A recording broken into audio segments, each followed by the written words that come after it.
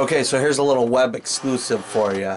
I was editing episode 2 and found this clip of my nephew Vince, who came along plowing, and I actually have his reaction the first time being in a plow truck. And the expressions on his face are what I still feel every time I get to plow some snow. Check it out.